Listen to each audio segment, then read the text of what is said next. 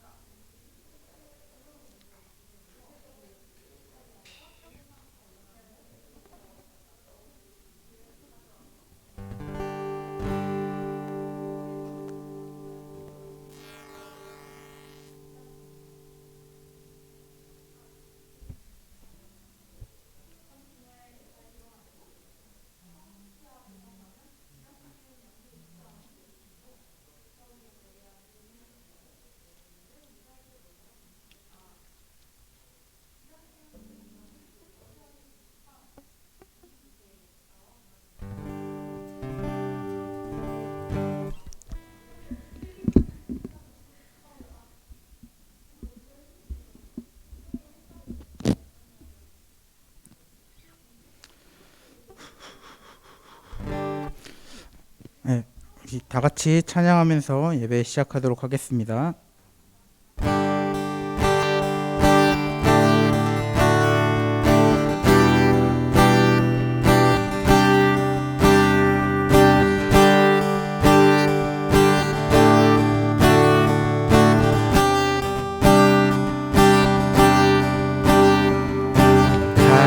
갈급한 내 맘 만지시는 주 사랑과 노래 드리기 원합니다. 주 사랑해요, 주 찬양해요, 높고 거룩해 주 날 만져주시니 이제 이전과 같지 않으리. 주 사랑해요. 영원히 찬양해. 예수 신령과 진정으로 경배드려요. 주 사랑해요. 영원히 찬양해. 예수 신령과 진정으로 경배드려요.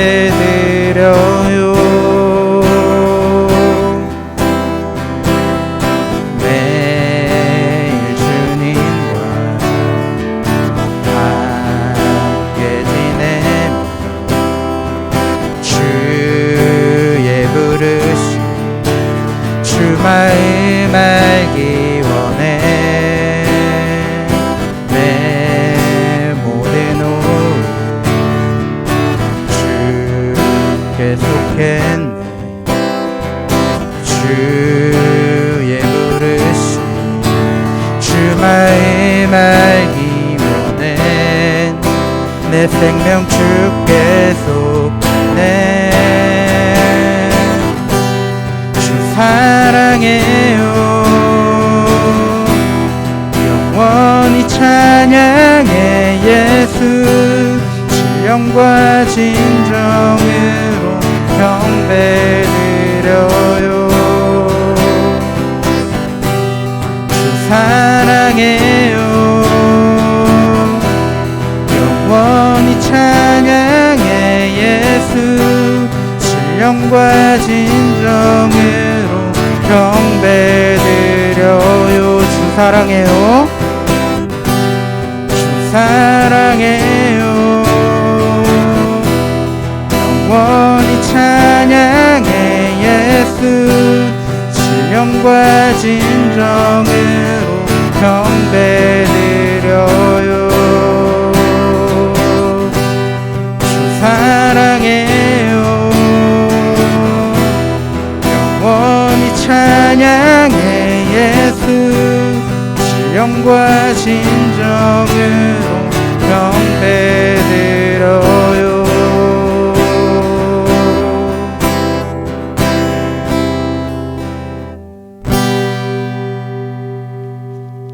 아멘.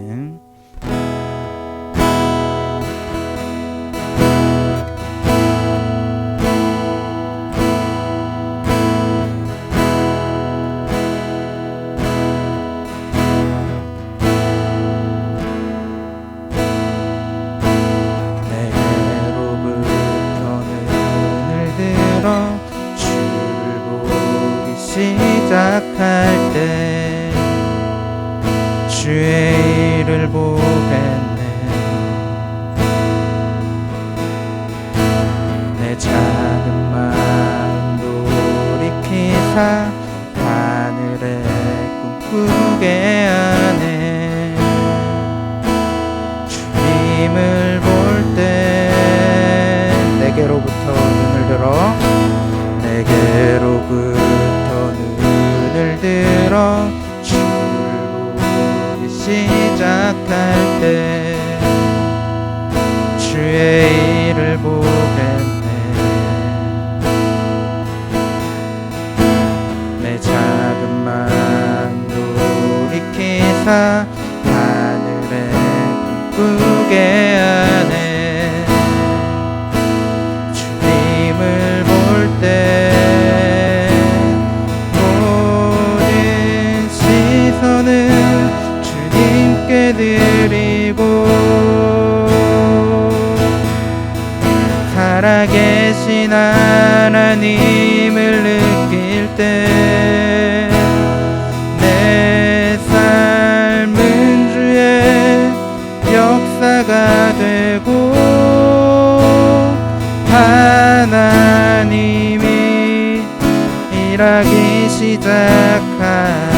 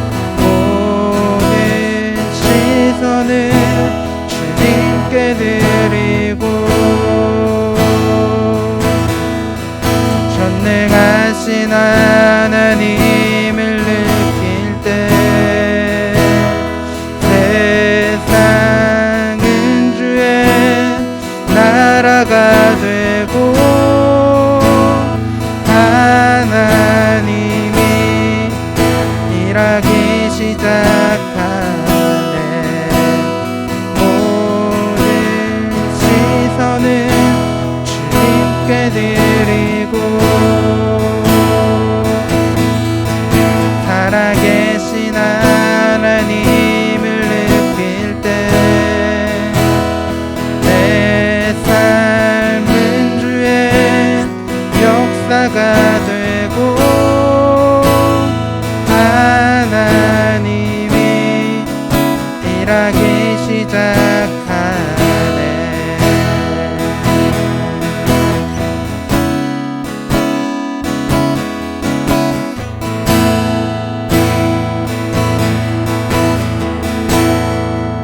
주님의 영광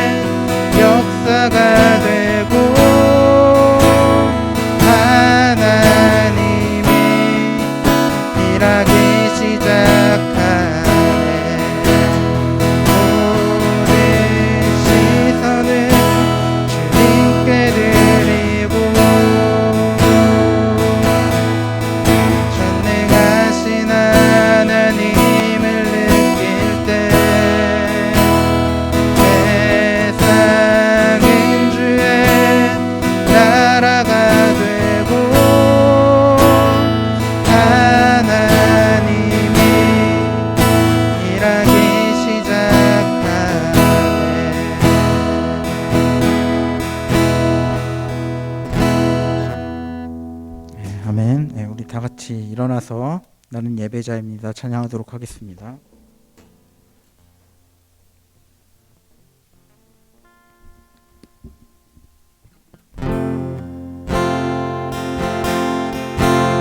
나는 하나님을 예배하는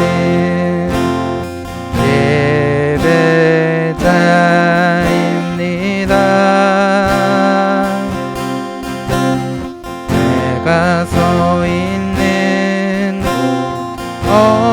어디서나 하나님을 예배합니다. 내 영혼 거룩한 은혜를 향하여 내 마음 완전한 하나님 향하여 이곳에서 바로 이 시간 하나님을 예배합니다.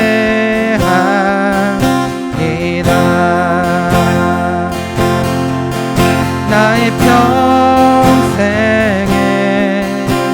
단 한 가지 소원 주의 아름다우신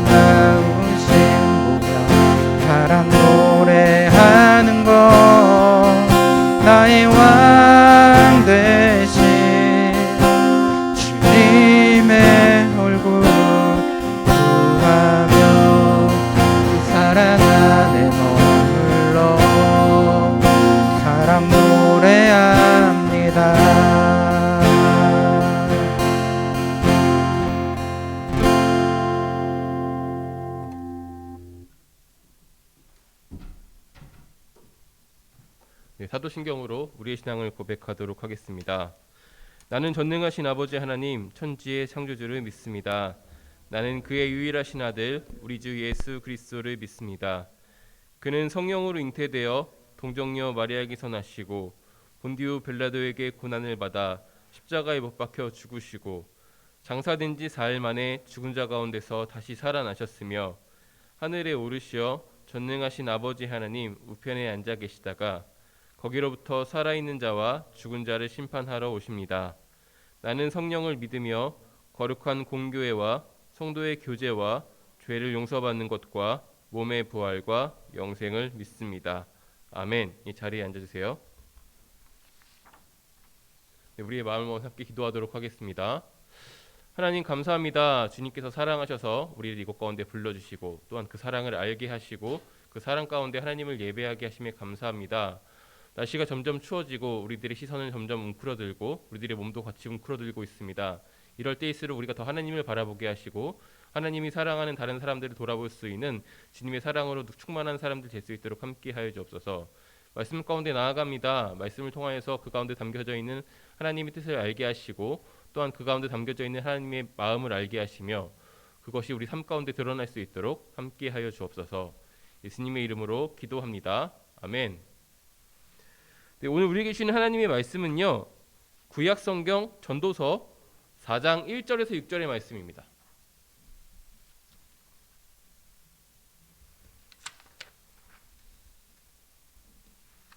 네, 봉독하도록 하겠습니다. 나는 또 세상에서 벌어지는 온갖 억압을 보았다. 억눌리는 사람들이 눈물을 흘려도 그들을 위로하는 사람이 없다. 억누르는 사람들은 폭력을 휘두르는데 억눌리는 사람들을 위로하는 사람이 없다. 그래서 나는 아직 살아 숨쉬는 사람보다는 이미 숨이 넘어가 죽은 사람이 더 복되다고 말하였다. 그리고 이 둘보다는 아직 태어나지 않아서 세상에서 저질러지는 온갖 못된 일을 못 본 사람이 더 낫다고 하였다. 온갖 노력과 성취는 바로 사람끼리 갖는 경쟁심에서 비롯되는 것임을 나는 깨달았다. 그러나 이 수고도 헛되고 바람을 잡는 것과 같다. 어리석은 사람은 팔짱을 끼고 앉아서 제 몸만 축낸다고 하지만 적게 가지고 편안한 것이 많이 가지려고 수고하며 바람을 잡는 것보다 낫다. 아멘. 이것은 하나님의 말씀입니다. 오늘 말씀을 통해서 하나님의 마음이라는 제목으로 함께 말씀을 나눠보려고 합니다. 네, 날씨가 많이 추워졌습니다. 이제 거절할 수 없는, 부인할 수 없는 겨울이 찾아왔습니다. 여러분들의 옷차림만 봐도 패딩이 보이고요. 그렇죠? 패딩 없이 나갈 수가 없습니다. 그래도 아직 롱패딩이 안 나온 거 보니까 그렇게까지 추운 건 아닌 것 같기도 하고 그렇습니다. 삶을 편하게 살아가기 위한 지혜들이 참 많이 있어요. 그렇죠? 뭐 유튜브만 찾아봐도 쉽게 볼 수 있고요. 서점에 가서 자기계발 서적 코너에 가면 수많은 지혜들이 가득가득 담겨 있습니다. 그중에 처세술과 관련된 책들도 참 많이 있는데요. 그런 곳에서 인용하는 짧은 글귀 몇 가지를 여러분들에게 소개를 하려고 합니다. 듣고서 동의가 되는지 한번 생각해 보세요. 가는 자는 쫓지 말며 오는 자는 막지 말라. 공자. 열매를 맺지 않는 과일 나무는 심을 필요가 없고 의리 없는 벗은 사귈 필요가 없다. 영신보감. 남과 교제할 때 먼저 잊어서는 안 될 일은 상대방에게는 상대방 나름대로의 생활 방식이 있으므로 혼란스럽게 하지 않도록 남의 인생에 함부로 간섭해서는 안 된다는 것이다. 헨리 제임스. 네, 세 가지 격언을 읽어봤는데요. 동의가 되실까요? 다? 그게 무슨 의미가 있냐? 뭐 이런 눈으로 저를 보고 계십니다. 공통점이 있습니다. 자기 인간관계에 대한 격언이라는 공통점이 하나가 있고 다른 공통점으로는 여기서 이야기하는 모든 것들이 나를 먼저 바로 세우고 상대방과는 적당한 거리를 유지하는 것이 세상을 사는 지혜로운 방법이다라고 교훈하고 있다는 것이죠. 소위 처세에 대한 자기계발서에 등장하는 격언이나 어떤 교훈들은 도덕적이거나 뭐 인류애적이라기보다는 조금은 자기중심적이고 조금은 내가 손해보지 않는 쪽으로 어떻게 살아가야지 지혜로운 삶인지를 우리에게 가리키고 있습니다. 그래서 적을 만들지 않도록 적당한 인간관계를 권하고 있고요. 그렇게 살아가는 와중에서도 누군가 나를 얕보지 않도록 어떤 능력을 갖추거나 스스로를 드러내는 일들을 강조하고 있는 것이죠. 여러분들도 이렇게 살아가는 것이 현명한 삶이라고 동의하십니까? 네, 생각해보지 않았다. 네, 그렇습니다. 고대 근동에도 이런 삶을 살아가는 지혜들을 모아놓은 책들이 많이 있었습니다. 성경에서도 그런 책들이 있고요. 성경에서는 그런 책들을 지혜서라고 부릅니다. 그 지혜서 중에 하나가 우리가 함께 읽은 전도서입니다. 오늘 말씀에는요, 전도자가 그 당시의 사회를 묘사하는 장면들이 우리에게 소개가 되고 있는데요. 전도자는 먼저 억압, 사람들이 주고받는 이 억압에 대해서 이야기를 합니다. 억눌리고 학대받는 사람들이 눈물을 흘려도, 그들이 폭행을 당하거나 착취를 당해도 그들을 위로하는 사람들이 없었다라고 사회의 모습들을 담담하게 이야기하고 있습니다.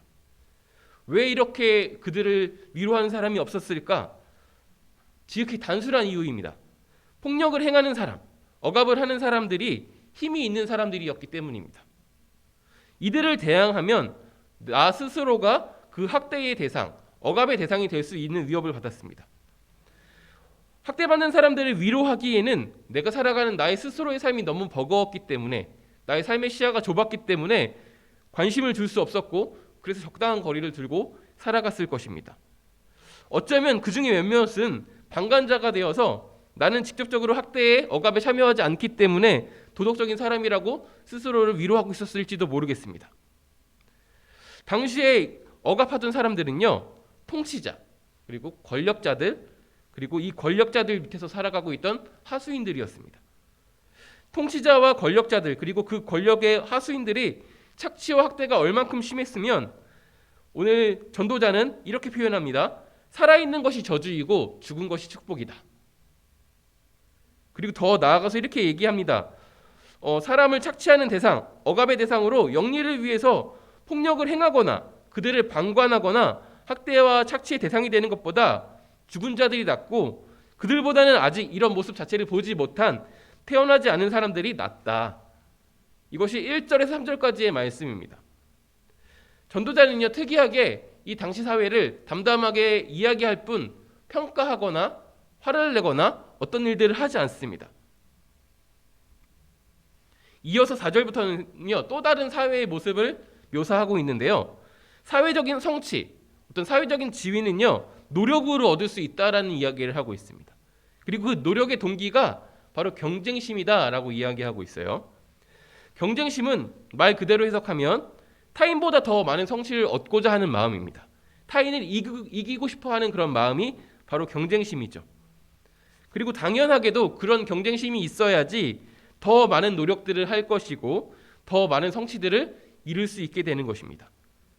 그런데 지혜자는요, 이 경쟁심이라는 단어를 긍정적으로만 보지 않았습니다. 이 온갖 노력이라는 이 단어 또한 긍정적으로만 보지 않았어요. 이 단어의 어원을 보면요, 3절에 나와 있는 온갖 못된 일이라고 표현되어 있는 이 많은 일 중에 하나로서 그 온갖 노력을 넣었습니다. 그러니까 경쟁심이라는 단어 안에 담겨져 있는 시기, 질투, 어떤 욕심의 감정을 더 부정적인 모습으로 바라봤다라는 것이죠. 그러니까 성취를 위한 온갖 노력 안에는 부정적인 노력도 담겨 있었다라고 표현하는 것이 맞을 것 같아요. 먹고 살기 위해서 부지런해야 하긴 하지만 이 더 많은 성취를 갖기 위한 이 노력 안에 어떤 노력들은 바람을 잡는 행위처럼 허무한 행위다라고 표현하기도 합니다. 전도자는요, 이 당시의 현실을 부정하지 않았어요. 있는 그대로 담담히 이야기하고 있습니다. 하나님의 심판을 두려워하고 사람을 대상으로 억압을 멈추라고 권면하거나 경고하지 않았습니다. 침묵하고 방관하지 말고 다가가서 위로하라고, 사랑하라고 비판하지 않았습니다. 억압당하는 사람들에게는요, 하나님께서 곧 오셔서 이 모든 억압으로부터 우리를 자유하게 하실 것이라는 희망의 메시지도 전하지 않았습니다. 하나님의 구원이 없는 것처럼 보이는 시대입니다. 신앙과 삶이 구분되어서 신앙은 삶의 영역으로 들어올 수 없을 것 같이 보이는 그런 시대입니다. 그 어떤 것도 이 사람들을 구원할 수 없을 것 같이 보이는 이런 사회의 모습이 보이고 있습니다. 그 사람이 어디에 소속되어 있는지가 그 사람의 그 노력이 그 사람의 위치를 정하는 것처럼 보이는 그런 시대를 살아가고 있는 것이죠. 그런 시대를 덤덤하게 묘사하고 있습니다. 근데 잘 돌이켜보면 이 당시 전도자가 이야기하고 있는 이 시대의 모습이 우리가 살아가고 있는 이 모습과 크게 다르지 않습니다. 단지 정도의 차이가 있을 뿐이죠. 우리도 이익을 위해서 사람을 수단화하거나 도구화하는 것들이 뉴스에서 심심치 않게 볼 수 있습니다. 그렇죠? 그리고 심지어 범죄의 대상이 되기도 합니다. 이익을 위해서 사람을 대상으로 범죄를 행하기도 한다라는 것이죠. 여러분의 삶은 어떤가요? 여러분들이 철이 들기 전부터 여러분들은 이미 경쟁심을 가지라고 그런 사회 속에 놓여 있었습니다. 순위 안에 살아가고 있잖아요. 상대평가 안에 살아가고 있습니다. 여러분들의 친구를 좀 더 노력을 많이 해서 이겨야지 좀 더 높은 성적을 얻을 수 있고요. 내가 원하는 것 바를 이룰 수 있습니다. 그렇게 하지 않으면 내가 억압의 대상이 될 것 같고 내가 그런 어떤 착취의 대상이 될 것 같은 그런 사회의 무드 속에서 우리는 알게 모르게 경쟁심을 가지고 살아가고 있습니다. 그래서 오늘 전도자가 전하는 이 현실과 이 당시에 살아가던 사람들이 갖고 있던 이 지혜들은요, 오늘을 살아가는 저와 여러분들에게도 동일하게 통용되는 지혜입니다. 우리 또한 적당한 인간관계를 가지고 살아가고 남의 어려움에 너무 깊이 관여하지 말고 권력에 대항하지 말고 너무 많은 욕심을 가지려고 하지 않지만 또한 노력해서 사회적인 성취를 얻으려는 그런 삶이 지혜로운 삶이다라고 수많은 자기계발서에서 우리에게 말하고 있잖아요. 오늘 말씀이 이 전도자가 고발하고 있는 점담하게 소개하고 있는 이 현실의 모습이 오늘을 살아가는 우리들에게 어떤 의미가 있을까요? 직관적으로 주는 의미는요, 전도자처럼 우리가 살아가는 시대를 직면하라고 권면하고 있습니다. 그냥 주어진 롤대로 나에게 요구되는 어떤 행위대로 그 숙제처럼 하는 일들을 많이 하냐고 시열좋게 하고 살아가는 것이 아니라 눈을 똑바로 뜨고 우리가 살아가고 있는 시대의 모습을 바라보라고 권면하고 있는 것이죠. 그곳에서 일어나고 있는 구조적인 불의, 억압되고 있는 사람들의 모습, 그들의 눈물, 그들의 착취, 이런 것들을 바라보라고 이야기하고 있는 것입니다. 그렇게 직면할 때만 보이는 것들이 있습니다. 바로 하나님입니다. 우리는 신앙인으로서 하나님의 마음으로, 하나님의 시선으로 시대를 바라볼 수 있는 그런 신앙인이 되어야 합니다. 하나님은 어떤 분이십니까? 하나님은 세상을 사랑하시는 분이십니다. 그렇죠? 하나님께서는 세상을 사랑하셔서 그의 아들을 주셨습니다. 또 하나님께서는 어떤 분이시냐면 자신이 창조한 이 피조 세계를 보시고 보기 좋다라고 표현하신 분이 하나님이십니다. 또한 하나님께서는요, 자기의 형상으로 창조된 사람을 사랑하셨던 분이시고 그 사람을 너무 사랑하셔서 사람의 모습으로 오신 분이십니다. 우리를 사랑하셔서 우리랑 동일한 삶을 사셨고 자기의 목숨을 우리에게 주심으로 우리가 갖고 있던 그런 억압으로부터 우리를 풀어주셨던 분이 바로 하나님이십니다. 그래서 우리는 하나님을 알 때 자유를 알 수 있고요, 하나님을 알 때 사랑을 알 수 있는 사람들입니다. 하나님은 우리를 이렇게 사랑하십니다. 우리는 이것을 부인하지 않고요, 이것을 다 믿는 사람들이기 때문에 오늘 이곳에서 함께 예배하고 있는 것이죠. 그런데 여러분들에게 물어보고 싶어요. 여러분은 하나님을 사랑하십니까? 하나님은 우리를 이렇게 사랑하신다라고 이야기할 수 있는데요, 우리는 하나님을 사랑하고 있습니까? 우리가 누군가를 사랑할 때는 그 사람이 사랑하는 것을 결코 함부로 하지 않습니다. 그렇죠? 아끼려고 하고 보살피려고 하죠. 더 관심 가지려고 하죠. 이 사람이 왜 이것을 사랑하고 있는지 주의 깊게 살펴봅니다. 심지어 나랑 잘 맞지 않는다고 할지라도 그것을 존중하죠. 사랑하는 사람의 가족을 결코 함부로 하지 않습니다. 그렇죠? 그 사람이 나와 맞지 않는다고 할지라도 함부로 하지 않고 오히려 아끼려고 합니다. 왜냐하면 내가 사랑하는 사람이 사랑하는 사람이기 때문입니다. 이런 맥락으로 저와 여러분이 하나님을 사랑한다면 우리는 하나님이 사랑하는 그 모든 것들을 사랑해야 하는 사람들입니다. 아껴야 하는 사람들이죠. 내가 사랑하는 사람이 내가 사랑하는 사람을 학대하고 착취하고 폭력을 행하는 모습을 볼 때 얼마큼 마음이 아플까요? 전도자가 묘사하고 있는 시대의 구조는 하나님의 눈으로 바라볼 때는 정말 가슴 아픈 현실인 것입니다. 이 시대를 바라보는 하나님의 마음이 바로 이와 같은 것이죠. 내가 사랑하는 사람이 내가 사랑하는 사람을 대상으로 폭력을 행하고 억압을 하고 착취를 하는데 그 누구도 그들을 위로하지 않는다. 오늘을 살아가는 우리들에게 하나님께서 내뱉는 한숨이, 탄식이 똑같지 않을까요? 여러분들이 하나님을 정말 사랑한다라고 고백하려고 한다면 적극적으로 사랑을 표현하는 사람들이 되었으면 좋겠습니다. 하나님께서는요, 여러분 한 사람 한 사람에게 각각의 재능, 달란트를 주셨어요. 이 달란트를 가지고 하나님이 사랑하는 사람들을 사랑했으면 좋겠습니다. 그리고 하나님을 위로하는 그런 신앙인이 되었으면 좋겠습니다. 하나님께서 이렇게 마음 아파하시는데 하나님의 마음을 알아서 기도할 수 있는 신앙인이 되었으면 좋겠습니다. 우리들의 기도 속에, 우리들의 삶 속에 하나님을 향한, 또한 하나님이 사랑하는 사람들을 향한 그 사랑들이 가득 있었으면 좋겠습니다. 여러분들의 기도의 제목들을 살펴보세요. 이웃을 향한 사랑의 고백이 담겨 있나요? 하나님을 향한 사랑의 고백이 담겨 있나요? 어쩌면 내가 바라는 것들만 가득하고 있을지 모르고, 어쩌면 이런 기도의 모습조차 없을지 모르겠습니다. 그렇다면 우리 다시 기도할 때가 되었습니다.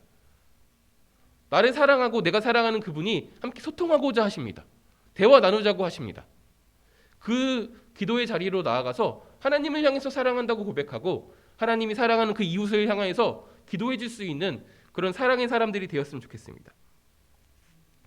그것이 하나님의 마음을 아는 저와 여러분들이 마땅히 살아가야 할 사랑의 삶의 모습입니다. 오늘 말씀은요, 로마 교회를 향한 바울의 권면을 읽으면서 좀 마무리를 해보려고 합니다. 로마서 12장 15절에서 18절 그리고 21절의 말씀을 제가 쭉 읽고 말씀을 정리하도록 하겠습니다. 기뻐하는 사람과 함께 기뻐하고 우는 사람들과 함께 우십시오. 서로 한 마음이 되고 교만한 마음을 품지 말고 비천한 사람들과 함께 사귀고 스스로 지혜 있는 체 하지 마십시오. 아무에게도 악을 악으로 갚지 말고 모든 사람이 선하다고 생각하는 일을 하려고 애쓰십시오. 여러분 쪽에서 할 수 있는 대로 모든 사람과 더불어 화평하게 지내십시오. 악에게 지지 말고 선으로 악을 이기십시오. 기도하겠습니다. 하나님, 우리가 살아가는 이 시대의 모습 또한 전도자가 고발하고 있는, 묘사하고 있는 그 당시에 하나님께서 보시기에 안타까운 사회의 모습과 크게 다르지 않음을 우리가 또한 우리들은 늘 들어서 직시합니다. 그리고 이 시대 또한 하나님의 마음을 알아주는 이가 아무도 없고 하나님을 향한 사랑의 고백으로 하나님이 사랑하는 사람들을 섬기는 사람들이 없었음을, 또한 그 섬기는 사람들이 내가 아니었음을 회개합니다. 하나님, 우리가 주님을 사랑하는 사람들로서 주님의 마음을 헤아리는 한 사람의 신앙인 되기 원합니다. 하나님이 사랑하는 사람들을 섬기고 사랑하고 그들과 함께 웃고 울 수 있는 그런 사랑의 사람들이 되기 원합니다. 하나님께서 우리 가운데 사랑으로 충만하게 하여 주옵소서. 그래서 우리의 사랑으로 하나님을 사랑하는 것이 아니라 하나님의 사랑으로 하나님을 사랑한다고 고백할 수 있게 하시고 그 사랑으로 우리의 이웃을 사랑할 수 있는 한 사람 한 사람 주님의 사람들 될 수 있도록 함께 하여 주옵소서. 그래서 우리가 살아가는 이 삶의 자리 속에 하나님의 나라를 선포하고 하나님의 나라를 맛보게 하는 사람들로서 그렇게 살아가는 한 사람의 신앙이 될 수 있도록 주님께서 붙잡아 주옵소서. 예수님의 이름으로 기도합니다. 아멘. 네, 봉헌 시간입니다. 준비하신 예물을 하나님께 드리도록 하겠습니다. 네.